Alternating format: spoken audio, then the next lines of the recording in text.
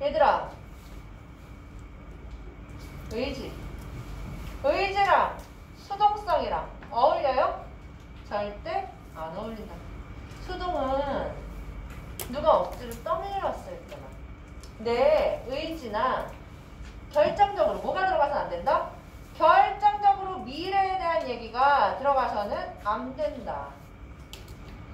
의지는 늘 어떤 시제? 미래 시제와 잘 어울려요. 내가 지금 이렇게 하기 때문에 이렇게 하기 위해서 이렇게 힘을 쓰고 있다. 스스로 하고 있다.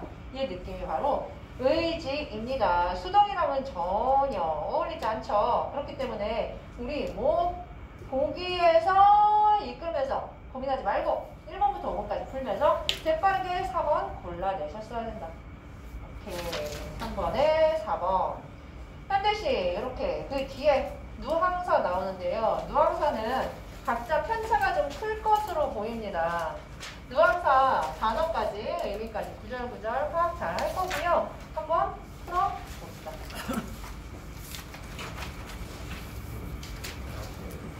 네.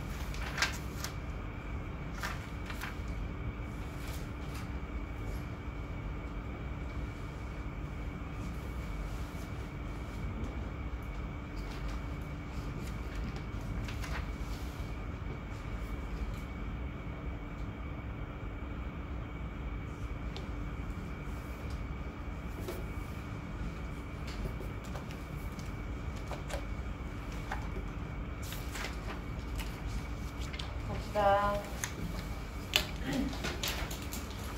만원사 기억나죠? 만원사와 함께 우리 꼭 기억해 둬야 됩니다. 네, 조만간 수능특강 작품 목록을 내가 빨리 손에 넣을 예정인데 책은 2월에 나오거든요. 근데 아마 다음 주 정도면 목록을 그래도 얻을 수 있지 않을까 싶은데, 이 목록이 나오면 뭐가 제일 중요하냐?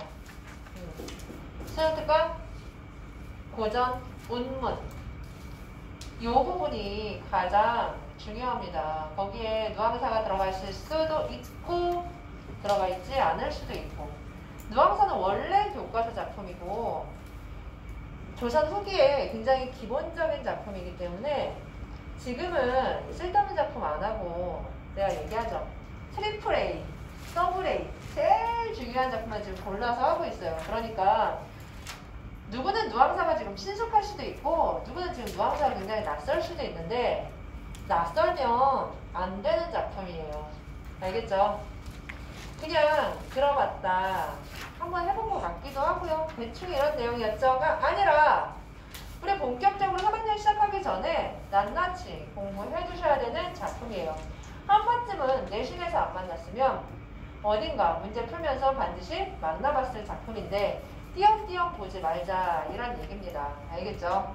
자, 누앙사 앞에서부터 봅시다.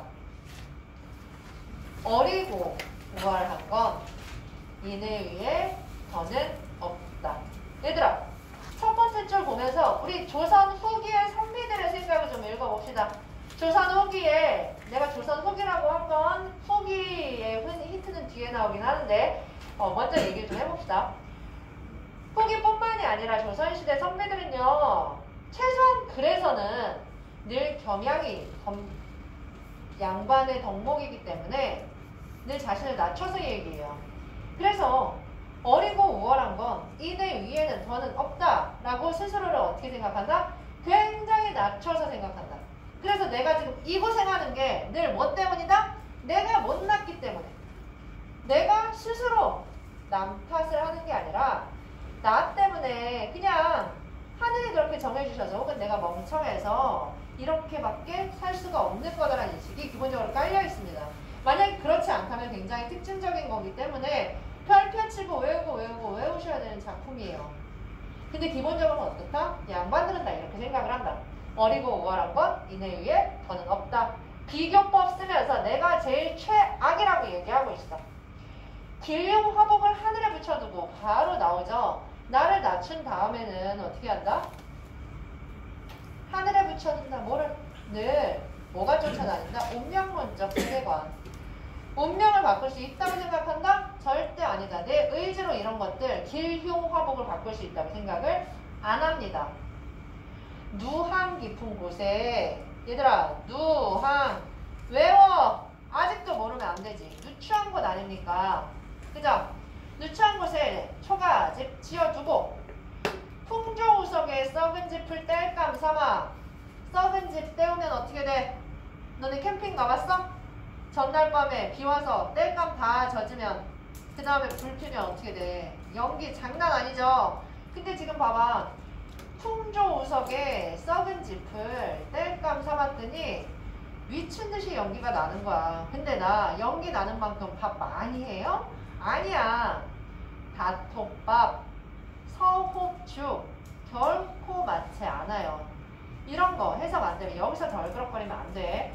굉장히 뭐라고 해야 돼? 적은 양의 밥, 죽을 얘기하는 거야. 그치? 요거는 단위죠. 적은 양을 밥하는데 짚이 썩으니까 연기가 하도 할샤 많기도 많구나. 얼마 만에 받는 밥에 헐거든 자식들은 장기벌에 졸 밀듯 비유적 표현이죠? 그쵸? 자, 윗글에 대해 맞는 것, 틀린 것 찾아내라 라고 했었을 때 비유적인 표현이 쓰였냐 안 쓰였냐 굉장히 자주 나옵니다. 장기벌에 졸 밀듯 비유적인 표현 맞아요. 나오니 인정창리에 차와 혼자 먹을런가. 야 근데 더럽게 치사하지 않냐? 아무리 가부장제지만 요즘 아빠들 같으면 뭐 상상이나 할 수 있어요? 그쵸? 여기서 인정창리에 차마 혼자 먹을런가. 아이 그럼 자식들 굶고 있는데 아버지가 그럼 자식들 줘야지. 근데 이때는요 자식보다 아버지가 먼저예요. 가부장 시대란 말이야. 그렇기 때문에 굉장히 자기가 인심 쓰듯이 뭐라고 하고 있어? 인정천리에 나 혼자 먹을 수 있나, 내가 아버지랑 혼자 먹을 수 있나, 자식 줘야지 이러고 있단 말이야. 참 요즘 정서랑은 안 맞죠? 그죠? 덜 데운 숭늉의 빈배 속일 뿐이로다. 덜 데운 숭늉 뭔 줄 알죠? 그래서 조금 그냥 지푸라기 연기만 많이 나고 불을 세게 떼지를 못하니까 끓이지도 못한 그냥 덜 데운 숭늉을 조금 먹고 빈배만 속일 뿐이래. 그렇다고 생이 이러하다고 해서 장구의 뜻을 옮길런가? 얘들아 장구의 뜻 우리 뭐 생각해야 돼요? 선비가 뭐가 가장 중요해요? 유교.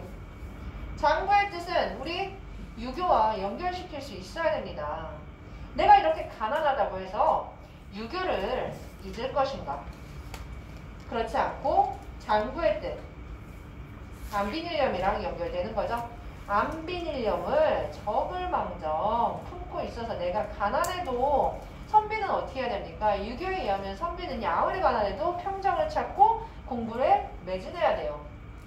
가난함을 편안하게 생각하는 마음을 적을망정 품고 있어. 옳게 살려 하니 날로조차 저하다. 옳게 산다. 여기서 옳게 산다는 건 유교의 법칙에 따라서 산다는 거죠. 지금 장구의 뜻, 안비닐염, 옳게 산다. 이게 다 연결되어 있죠. 날이 갈수록 두려워지고 있다. 가을이 부족하면 봄이라도 여유 있어야 되는데 가을이 부족한데 봄이라고 여유가 있을 리가 있느냐? 있을 리가 없지. 주머니가 비어있는데 유리병 얘기하는 거야. 독 얘기하는 거야. 병에는 담겼으랴. 당연히 병도 비었지. 다만 하나 빈 독이 어른 털 돋은 늙은 쥐는 탐욕스럽고 멋대로 보니 대낮의 강도로다. 대낮의 강도의 원관념 누구 되는 거예요? 늙은 쥐. 그나마 없는 것을 늙은 쥐가 와서 다 파먹고 있대. 겨우 얻은 것을 다 쥐구멍에 빼앗기고 석서삼장을 시시로 음영하며. 자, 석서삼장은 외우지 않아도 시시로 음영하다, 음영하다. 특히 상충곡에서부터 이어서 나오는 단어죠. 외워두세요. 시시로 읊조린다는 얘기죠. 탄식무언하며 머리 긁을 뿐이로다. 이 중에 탐욕스러운 악귀는 다 내 집에 모였구나. 대낮의 강도, 늙은 쥐 연결되는 부분이죠. 그런데 빈곤한 인생, 천지간에 나뿐일까? 나뿐만은 아닐 것이다. 기한이 절신하다.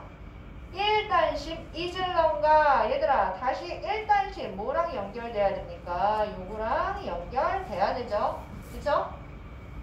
계속해서 나는 아무리 가난해도 이런 유교적인 충, 효, 의로 잊지 않겠다고 다짐하고 있습니다. 그죠? 강호한 꿈을 꾼 지 오래노니 먹고살 걱정으로 어지버리졌도다. 얘들아 강호한 꿈이 뭔가요? 이 유교적 선비들은요 늘 뭘 꿈꿉니까? 충효와 더불어서 자연과 함께하는 것. 강호한 꿈. 강호가 뭐야? 자연에서 지내는 꿈을 내가 꾼 지 오래됐대. 왜 잊어버렸어? 이유가 여기 나오죠. 먹고 살 걱정으로 강호의 꿈, 자연과 더불어서 사는 걸 잊어버렸대. 근데 물가를 바라보니 푸른 대나무가 하도 할수록 많기도 많다. 유비군자들아 낙대 하나 빌려줘라. 갈대꽃 깊은 곳에 명월천풍이 버시되어 임자 없는 풍월강산에 절로절로 늙으리라. 얘들아, 자 갑자기 이상한 게 하나 있어요. 지금 중리학에 무슨 일이 일어난 건지 분명 이 앞에는 내가 선비로서 해서는 안 되는 말들이 쭉쭉 나와. 무슨 말? 가난하다고 말도 하면 안 되는데 가난하다고 대놓고 얘기하고 있어. 자기 배고프고 힘들고 그런 얘기가 앞에 굉장히 구체적으로 나오고 있단 말이야. 닷톱밥, 서혹주 이러면서. 자, 근데 이 앞에를 보고서 우리가 그럼 뭘 짐작할 수 있어? 아, 조선 후기구나. 유교에 대한 끈은 놓고 있지 않지만 이 사람 굉장히 자기의 상황을 구체적이고 솔직하게 얘기하고 있구나. 그러니 아마 조선 후기일 거고 가사의 그 특징이 고스란하게 드러났구나 할 수 있었는데 중력 뒤에 지금 갑자기 뭐래? 물가를 바라보니 녹죽도 하도할시자. 유비군자들아 낙대 하나 빌려서라. 갑자기 주제가 뭘로 변합니까? 현실적인 것에서 뭘로 바뀐다? 관념적인 것으로 넘어가고 있어. 얘들아, 이 낙대, 낚싯대 얘기하는 건데 이 낚싯대로 먹고 살기 위해서 낚시를 하자는 얘기가 아니야. 어부 얘기했죠? 농부들은 먹고 살기 위해서 일을 하지만 조선시대 어부들은 먹고 살기 위해서가 아니라 유유자적하기 위해서 낚시를 합니다. 낙대 하나 빌려서라. 갑자기 이 현실적인 문제들 다 해결됐어요? 해결 안 됐어. 해결 안 됐는데 갑자기 현실 문제는 뒤로 제껴두고 주제가 뭘로 변화하고 있다? 관념적인 것으로. 조선 전기로 주제가 회귀하고 있다. 이 흐름을 아셔야 됩니다. 그래서 노왕사가 중요해요. 그래서 조선 후기 작품인데도 불구하고 조선 전기 작품의 특징, 조선 전기의 한계를 벗어나지 못했다라고 평가가 됩니다. 자, 그래서 물가를 바라보니 녹죽도 하도할시자. 낙대 하나 빌려줘라. 갈대꽃 깊은 곳에 명월천풍 버시되어. 조선 전기 시조에 늘 등장하는 부분 아니에요. 임자 없는 풍월강산에서 절로절로 늙으리라. 먹을 것도 없는데 어떻게 절로 늙어? 일단 먹고 사는 문제 제껴두고 생각하는 겁니다. 무심한 백구야 오라 하며 가라 하랴. 다투리 없는 건 다만 이뿐인가 여기노라. 뻔한 부분 쭉 나오죠. 그러면서 뭐래 얘들아. 아, 이렇게 생각하게 된 계기가 나옵니다. 중간 부분에 뭐가 나와요? 이제야 소 빌리기 맹세코 다시 말자. 중략 부분에요. 소를 빌리려다가 실패한 얘기가 굉장히 구체적으로 나옵니다. 배운 사람들도 있을 거야. 그죠? 일단은 오늘은 이 부분만. 이제야 소 빌리기 맹세코 다시 말자. 요거의 실패해서 주제가 이걸로 넘어가는구나. 화자의 좌절이 주제를 관념적으로 바꿨구나 까지 이해하셔야 돼요. 그래서 화자가 이 글을 썼구나. 무상한 이 몸에 무슨 취향 얘기하는 거예요. 내가 뭐 생각 없는 이 몸에 무슨 취향이 있으려면은 두세 이런 반론을 다 묵혀 던져두고 뭐야 얘들아, 농사 안 돼? 아니야, 농사 포기. 이 부분도 평가 문제로 나왔죠. 농사를 포기한 부분입니다. 농사를 포기한 것으로 읽지 못한 친구들은 틀린 문제예요. 그러려면 지금 소 빌리는 걸 실패했기 때문에 주제가 관념적으로 바뀌면서 뭐까지 포기해버렸다? 농사까지 포기해버렸다.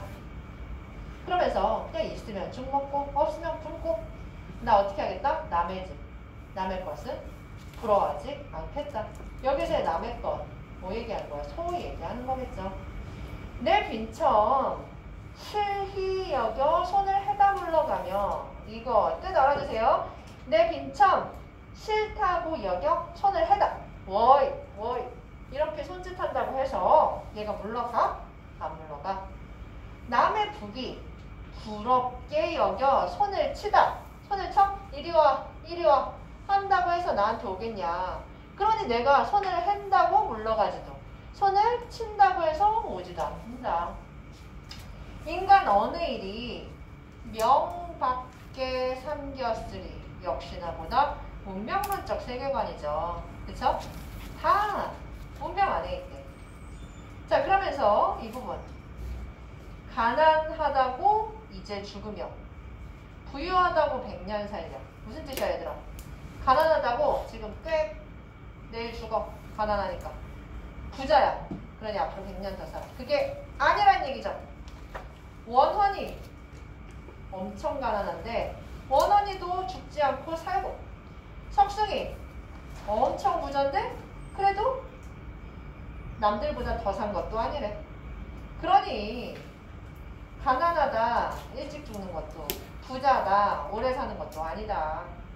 사람 이름을 가지고 와서 자기가 하고 싶은 얘기를 하고 있는 거죠. 비니무언을 어렵다 하지만 내 생에 이뤄야 될 서러운 뜻은 없다. 자, 단어 단사표 외워주시고, 그죠? 이도 만족하게 여긴다. 평생 한 뜻이 온포에는 없느니라. 온포 배부르고 따뜻하고, 온포에는 없느니라. 그러면 반대말 뭐야 얘들아? 기한이죠? 앞에도 나왔죠? 단어 뜻 알아주세요. 태평천하에 충효를 일삼아. 충효 어디 나온다고요? 이거 뭐야? 유교적 관념. 별표. 그치? 다시 충효로 돌아온 거야. 유교로 돌아온 거야. 충효를 일삼아. 파형제, 신붕호. 틀리다고 할 사람 누가 있으리? 그 밖에 남은 일이야. 생긴 대로 살겠다. 그 밖에 남은 일. 유교 외의 일인 거죠. 유교 외의 일이니까 어떤 거 얘기하는 거야? 현실적인 문제들 얘기하는 거겠죠. 자, 그렇다면 답을 한번 봅시다. 1번 기억에서 미음에 대한 설명으로 가장 적절한 것은 몇 번입니까? 방금 얘기했죠? 1번의 답은 5번. 그치? 과거의 실제 인물들. 원헌, 석승 실제 인물 맞습니다. 중국 부사에 등장하는 인물들이죠. 2번 A와 B에 대한 예로 가장 적절한 것은 몇 번? 당연히 3번이고요. 그치? 3번. 이것도 마찬가지야 얘들아. 3번에 작게 별표 치고 당황하지 마세요. 내가 누앙사를 모의고사 때 처음 봤어. 봤는데 모르는 작품이 있어. 그러면 보기 읽으면서 힌트 얻으시면 돼요. 해석 안 되는 부분이 있었다. 보기 읽으시면서 아 그냥 이런 얘기구나. 해석에 도움 받으세요. 그런데 누앙사 아는 작품이다. 그랬을 때 보기에 기대지 말고 뭐부터 봐라? 보기부터 봐라. 그러니 자 답은 2번. 성현에 대한 비판의식. 성현의 도가 해내지 못하는 현실에 대한 비판의식이 담겨있다고 볼 수 없죠. 지금 가난한 현실에 대해서 자식들 밥 나눠주고 쥐가 와서 파먹는 것에 대한 현실 얘기를 하고 있지 누구에 대한, 누구를 향한 비판의식 아닙니다. 알겠죠? 3번의 답은 2번이었습니다. 우리 현대 소설 2개 볼 겁니다. 교재에 나와 있는데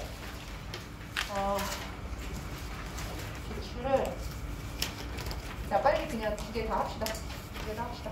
한번 보세요. 방완성 수간 보고 기출 하나 더 볼 거예요.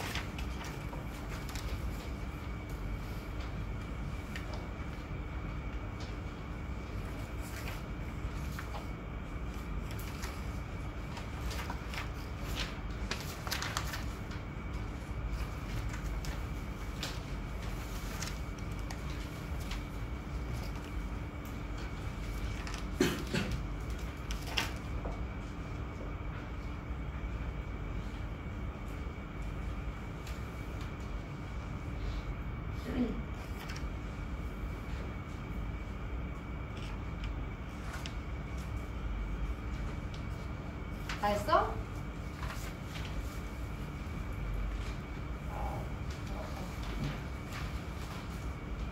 재밌지 않습니까, 소설? 보자. 하나 더 해야 되니까 이제는 설명하고 테스트 보고 갑시다. 자, 내가 소설은 늘 뭐라 그랬어요?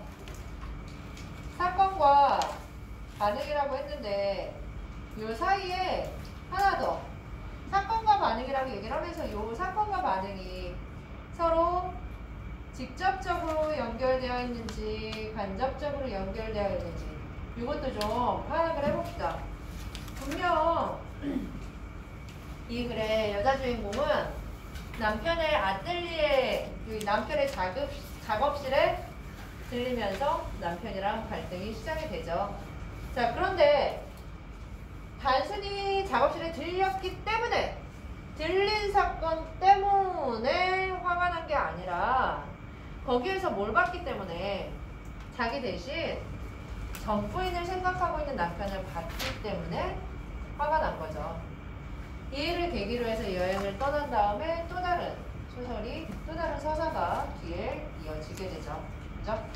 자, 그래서 지금 기억 보면 세 번째 개인전을 앞두고 그 준비 때문에 집에 돌아오지 않고 시내에 있는 아틀리에 묵는 일이 많아졌다. 여기에서는 주인공이, 등장인물이 별로 화가 안 났어. 뭘 보고 알아? 나는 가끔 먹을 것을 해가지고 나가보고 남편은 옷을 갈아입으러 집에 들르고 하는 정도였다. 그랬대. 나도 어제는 시내에 나갔다가 로스트 고기를 좀 사가지고 아틀리에에 들렀다라고 얘기했으니까 여기까지는 갈등이 아직 유발되지 않은 거예요. 그런데 그 뒤에 일 때문에 나 어떻게 느껴서? 밀려난 것처럼 느꼈기 때문에, 이 사건 때문에 드디어 뭐가 시작됐다? 갈등이 촉발이 된 거다.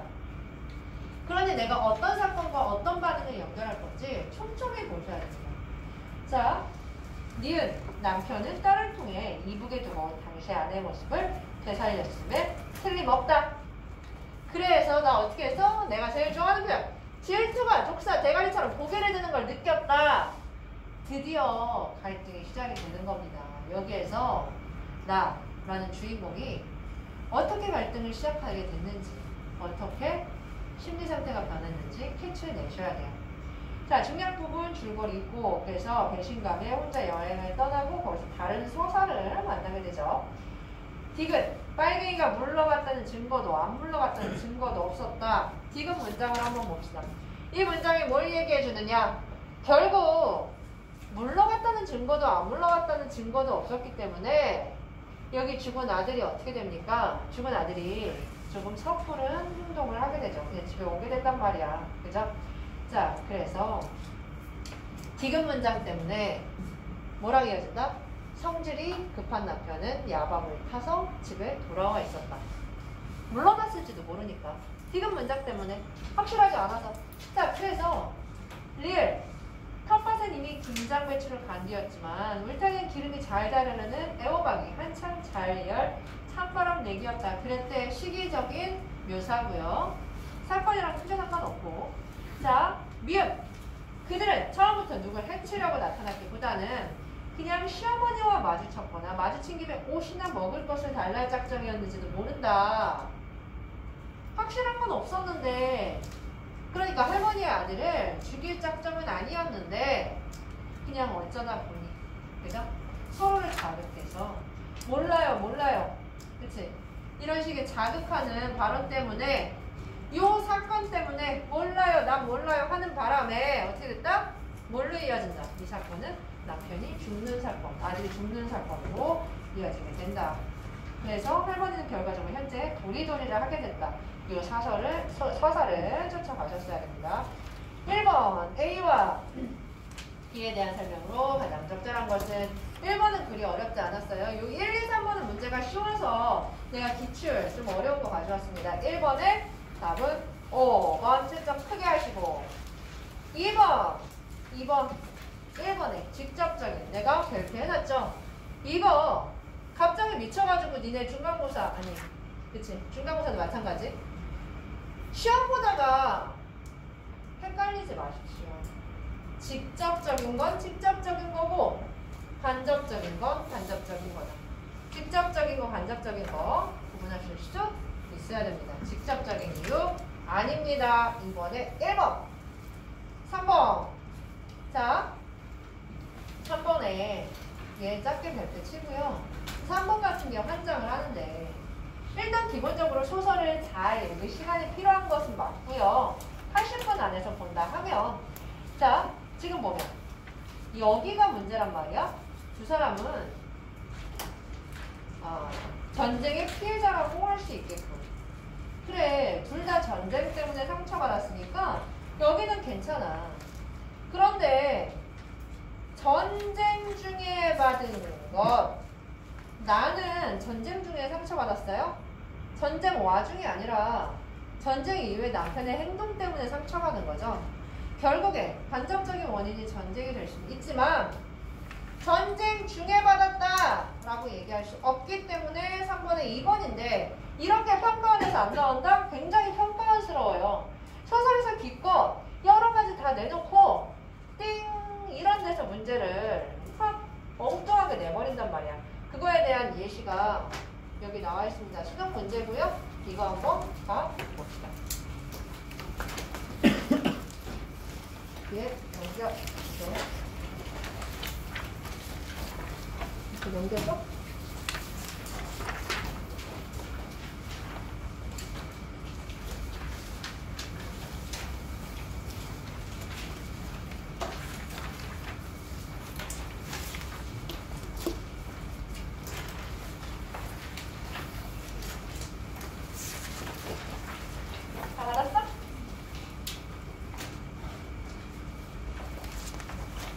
알았어요? 네. 못 받은 사람 없죠? 풀어봅시다. 보다닥.